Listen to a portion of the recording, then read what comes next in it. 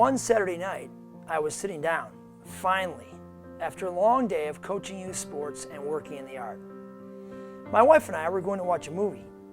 I was sitting on the couch, waiting for her to come in from the kitchen.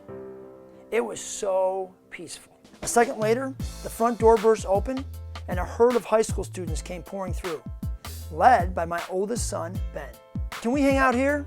We have no place else to go." I'm sure the look on my face said it all.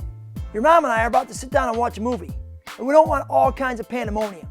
I made sure to say it loudly enough so that everyone could hear. Then my wife came in, and she got my face. We want our kids and their friends to feel welcome in our home. So I headed down the stairs with my tail between my legs and told the boys they were always welcome at our house. And I meant it, really. Despite my frustration that night, I want my home to be a welcoming one, even when it's inconvenient.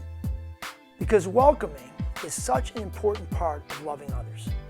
When you welcome someone, you let them in. You include them. You let them know they belong. And I honestly believe that welcoming someone is one of the most Christ-like actions we can take. The Pharisees often called Jesus a friend of sinners. In Luke 15, they say it directly. "This man welcomes sinners and eats with them." They didn't mean it as a compliment.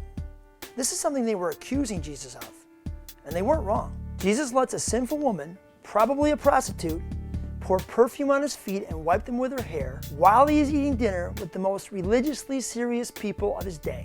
He defends a woman caught in adultery when everyone else was ready to stone her. He publicly sets up a dinner date with Zacchaeus, the crooked tax collector, who everyone despises. While the religious establishment specialized in labeling people sinners in a variety of ways, Jesus welcomed those sinners as his friends because they were his friends.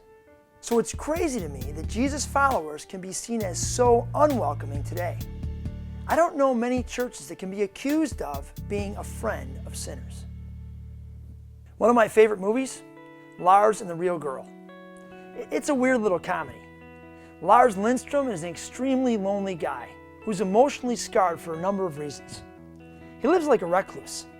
He's unwilling and unable to interact with people, including his own family.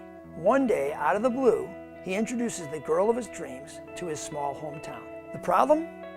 She's not real. She's a life-size plastic doll that he ordered off the internet. Yeah, one of those kind of dolls. Lars sees the doll, who he names Bianca, as a social peer. He dates Bianca and even asks her to marry him. He also brings her to church.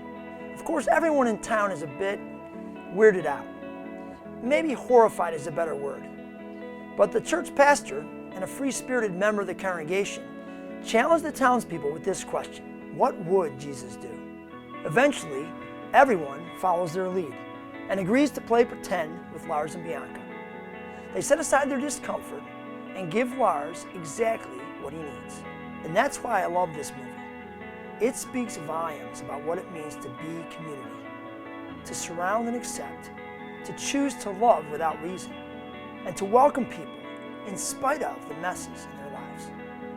It seems to me that if we have any hope at all of changing the world, it will begin with us welcoming people who need a place to belong, even if they don't act like, think like, look like, or believe like we do. Making people feel like we actually want them to be part of our lives, part of our churches, part of our families, might be the only way for the message of the gospel to be heard. Will you be the one to do it?